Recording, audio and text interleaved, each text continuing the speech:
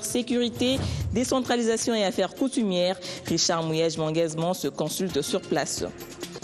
Si la carotte est utilisée dans la province cuprifère, le bâton fera parler de lui en province orientale et au Kivu, où le représentant spécial du secrétaire général des Nations Unies en République démocratique du Congo promet la foudre. Martin Kobler est décidé à faire taire les armes des rebelles ougandais de l'ADF NALU et des réfugiés rwandais des FDLR qui insécurisent l'Ituri et les deux provinces du Kivu. Le chef de la MONUSCO va traquer ces rébellions étrangères qui déstabilisent la RDC au cours de cette année. Reportage. Après l'élimination totale du mouvement du 23 mars l'année dernière, la MONUSCO fixe d'autres priorités pour cette année 2014.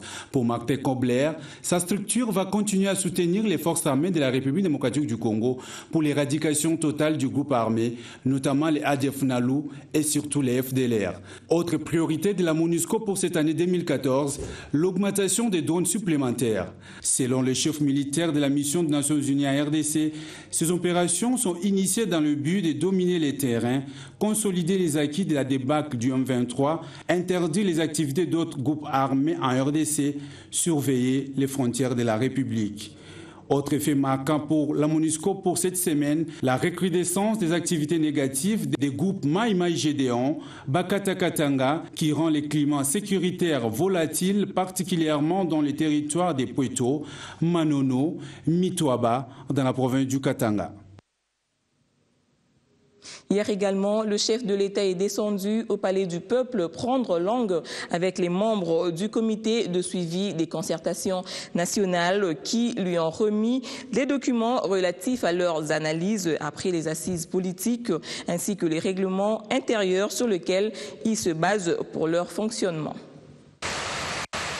11 heures du mercredi. Le cortège du président de la République franchit l'enclos du Palais du Peuple. Joseph Kabila y est venu non pas pour faire son traditionnel discours sur l'état de la nation, mais plutôt pour rencontrer le comité de suivi des recommandations des concertations nationales. Le président de la République a mis en place le comité de suivi des concertations nationales. Ce comité de suivi a déjà tenu sa première réunion, qui a abouti à l'adoption de son règlement intérieur et à l'adoption des 100 recommandations issues des 769 recommandations des concertations nationales avec une ligne logique plus claire. Et aujourd'hui, nous avons remis ces recommandations au président de la République. Avec en sa possession les 100 recommandations des concertations nationales, le chef de l'État peut à présent amorcer son application. Le comité de suivi se réunira donc tous les 3 mois pour une évaluation.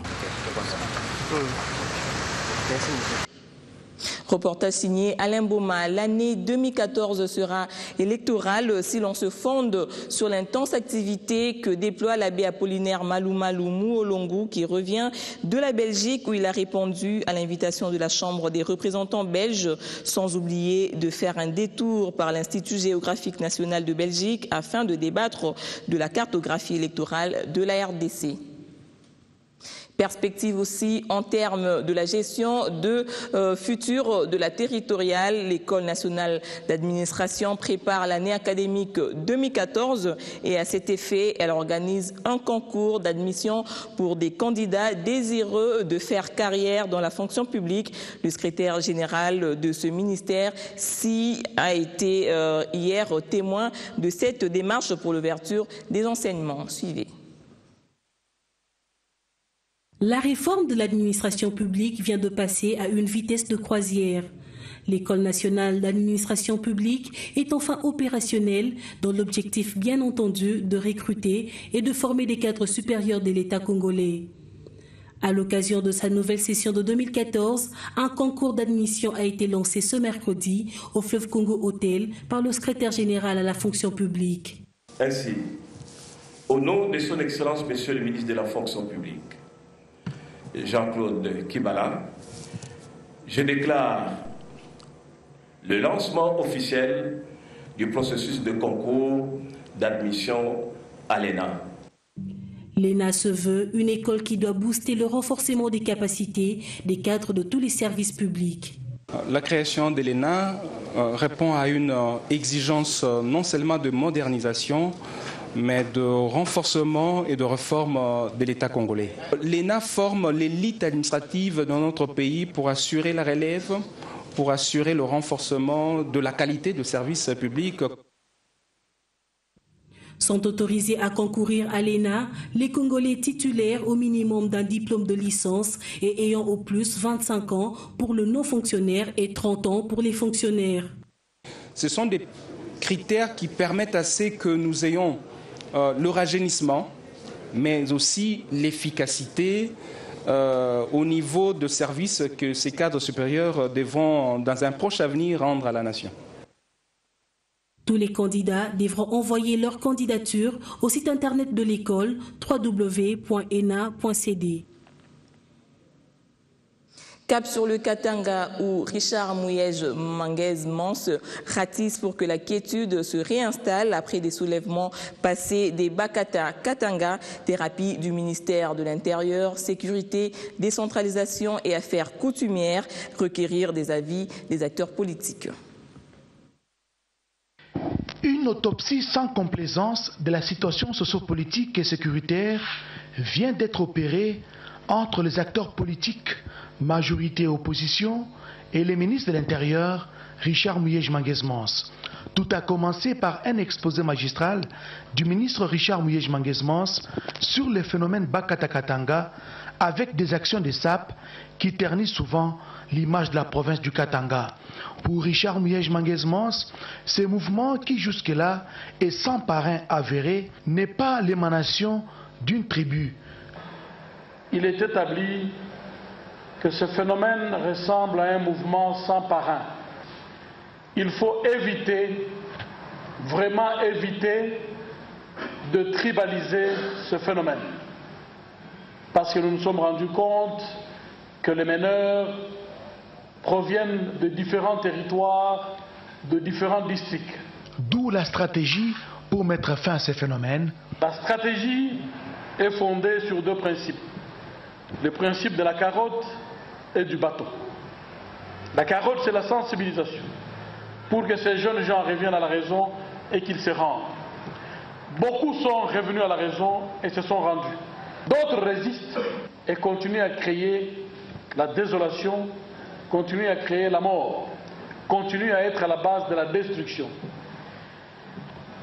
À cause de cette dernière attitude, le gouvernement brandit le bâton et de manière forte.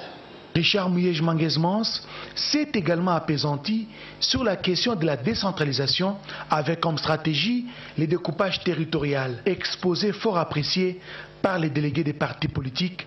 Nous avons apprécié la démarche du ministre de l'Intérieur qui a essayé de rétablir le pacte républicain et qui permet que ceux qui gèrent et ceux qui ne gèrent pas se mettent ensemble pour résoudre des problèmes. Ce sont des choses rares que les deux camps s'acceptent mutuellement, se rencontrent, partagent ensemble et en toute civilité. Je crois que c'est une très bonne chose à encourager. Le ministre de l'Intérieur, nous l'encourageons. Cette rencontre s'inscrit dans les cas de contact permanent que le ministre Richard Mouyej-Manguez-Mons a toujours eu avec les partis politiques, aussi bien de l'opposition que de la majorité, qu'il considère comme des partenaires du gouvernement de la République pour la bonne marche de la nation et la bonne gouvernance. La jeunesse a également retenu l'attention du ministre Mouyej qui a fait venir auprès des leaders, des jeunes à qui il a demandé de points de vue susceptibles d'aider la province à tourner le dos à des désobéissances civiles. Après les délégués de la Fondation katangaise, des chefs coutumiers, c'est au tour de l'Union des jeunes du Katanga, UJ4, de s'entretenir sur les questions brûlantes de l'air dans la province du Katanga. Les délégués des jeunes venus de différents coins de la province ont réfléchi à haute voix sur les maux qui rongent le Katanga, à savoir l'insécurité avec les phénomènes Bakata Katanga, les manques d'encadrement de la jeunesse, et des pistes de solutions ont été préconisées pour mettre fin à ces mouvements. La question de la décentralisation, notamment les découpages territoriaux, loin de diviser, devrait plutôt fédérer toutes les filles et tous les fils du Katanga pour son développement, a indiqué le ministre de l'Intérieur Richard Mouyej Manguesmans. Satisfait des éclaircissements donnés par le ministre Richard Mouyej sur la politique du gouvernement en rapport avec ces questions, les jeunes du Katanga ont réduit leur soutien au chef de l'État Joseph Kabila Kabange. Nous avons été avec son Excellence, Monsieur le ministre de l'Intérieur de la République démocratique du Congo. Nous demandons à nos frères qui sont dans le mouvement de Bakatakatanga de cesser, d'accompagner le chef de l'État dans la révolution de la modernité. Donc nous devons sécuriser notre chère province de Katanga. Nous devons mettre sur pied les mécanismes pour que la révolution de la modernité soit accomplie. Nous devons, par contre, pour le moment, nous devons tous nous rallier sur la vision du chef de l'État, la révolution de la modernité. Nous devons être ensemble avec le chef de l'État, soutenir à 100% les actions du chef de l'État. Tous ces contacts visent la restauration de la paix et la cohésion entre Katangais, une manière d'accompagner le chef de l'État Joseph Kabila Kabange dans sa vision. Puis, Nord Kivu, le gouverneur Julien Paluku stigmatise la magouille qui gangrène le fonctionnement des services des affaires fonctionnaires où des agents distribuent des terrains sans tenir compte des normes légales. Patrick Sialouha. Le gouverneur Julien Paluku Kahongia, ayant visité ce mercredi les bureaux des affaires foncières et du cadastre, a recommandé aux agents de ces deux services de l'État de remettre de l'ordre dans le morcellement des parcelles à Goma en respectant les normes urbanistiques. La ville de Goma étant une ville avec une densité très importante, j'attire l'attention des services pour le morcellement que vous faites ça et là. Parce qu'on m'apprend qu'il y a des parcelles, je ne sais pas, de 5 mètres sur 3, de 4 mètres sur 5, et ça complique l'urbanisation de la ville. Donc il faudrait que désormais vous puissiez remettre de l'ordre à l'intérieur de la ville. On doit avoir minimum de parcelles de 20 mètres, vous connaissez les dimensions. Le numéro 1 du Nord Kivu promet des sanctions à quiconque se livrera au morcellement en désordre des parcelles qui favorisent l'hémorragie fiscale dans les domaines fonciers et cadastrales. Les gens qui passent ici pour venir morceler leurs parcelles parce qu'ils sont en difficulté, ils veulent vendre les parcelles pour qu'ils donnent 5 mètres sur 3. Il faut refuser ce genre de morcellement. Des deux, il y a l'imitation qui s'opère. Les gens qui vendent leur maison et qui viennent solliciter des titres ici. Quelqu'un a vendu sa maison à $100 000, à $200 000, mais il vous amène un acte de vente de 10 000. Si nous apprenons que vous délivrez les titres à ce genre de maison, non seulement vous serez sanctionné administrativement, mais pénalement aussi, parce que vous avez minoré les recettes de l'État. On ne peut pas accepter que quelqu'un vende sa maison au centre-ville de Goma et qu'il vienne vous dire que la maison a coûté $15 000. Et vous délivrez un nouveau titre à cette maison-là. Ça veut dire que vous êtes complice de cette minoration. Nous avons besoin de moyens cette année pour travailler. La guerre est terminée, maintenant nous devons chercher les moyens pour répondre aux besoins de la population. Après son adresse aux agents de ces deux services de l'État, le gouverneur Julien Paluku a visité tour à tour la direction provinciale de la DGDA et celle de la SNR. Repartons en province orientale, s'apitoyer sur les sorts des élèves et écoliers de Bunia qui ont manifesté puisque des enseignants ont séché des salles des classes car impayés à cause de l'efficacité de la bancarisation de la paye. Au Kasaï oriental, la journée d'hier a été marquée par la cérémonie de deuil à Mbujimayi où ont été inhumés tous ceux qui ont trouvé la mort dernièrement suite aux explosions des dépôts des munitions. Franck Mbambi. Les victimes du drame du camp Brigade reposent depuis cet après-midi au cimetière moderne de Loubilangi. Il s'agit de 22 personnes fauchées vendredi dernier par les obus partis du dépôt d'armes. Partie du dépôt secondaire d'armes de la 5e région militaire en Mbujimayi. Le cortège funèbre est parti de la grande place de la Poste avec à sa tête le gouverneur de la province Alphonse Ngoï Kassangi. Plusieurs centaines de Mbujimaïens ont tenu également à accompagner leurs frères, sœurs, collègues, amis et connaissances là où ils devront rester à jamais. Bien avant Cela, un culte écuménique en mémoire des victimes a été organisé à la grande place de la Poste.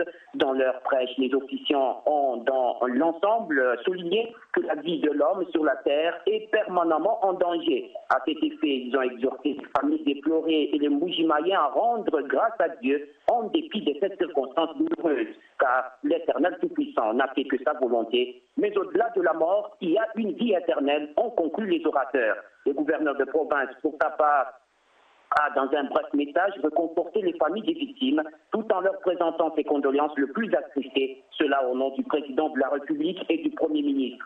Pour lui permettre aux familles d'éprouver d'enterrer avec dignité leurs proches, une somme de $1 400 a été remise pour chaque personne décédée. Ce fonds sont une intervention du gouvernement central. Sur place à Kinshasa, le programme national de lutte contre le paludisme s'active dans sa campagne de sensibilisation contre la malaria et pour l'année qui commence, la lutte sera sans répit. Non seulement la distribution des moustiquaires imprégnés d'insecticides va se poursuivre, mais l'environnement est lui aussi éligible à l'assainissement. Reportage. Le paludisme est évitable et beaucoup de médicaments efficaces existent pour une bonne prise en charge. Propos du directeur du programme national de lutte contre le paludisme au cours de la conférence de presse organisée ce mercredi par l'agence de communication de l'USAID. Une rencontre qui donne l'occasion au PNLP d'échanger avec la presse sur l'état des lieux du paludisme en RDC. Pour ce programme de lutte contre le paludisme, la République démocratique du Congo est encore dans la phase de contrôle. Et des communications ont été faites aux équipes pour demander à chaque ménage qui se sait non dénombré ou qui a été dénombré mais qui n'a pas eu sa moustiquaire, d'aller s'enregistrer au centre de santé ou dans la zone de santé. Actuellement, il va y avoir un atelier pour que les données de distribution qui ont été faites soient vérifiées, validées et les besoins supplémentaires identifiés pour permettre aux équipes des zones de santé de répondre aux besoins des ménages qui n'avaient pas eu leur moustiquaire. L'occasion faisant le larron, le directeur de ce programme a également évoqué les avancées dans la prise en charge des nourrissons et des femmes enceintes. Ce que nous recommandons, c'est dès la 16e semaine, c'est-à-dire le début du deuxième trimestre, que la maman ait une dose mensuelle de SP en fonction du calendrier de ces calendriers de consultations prénatales.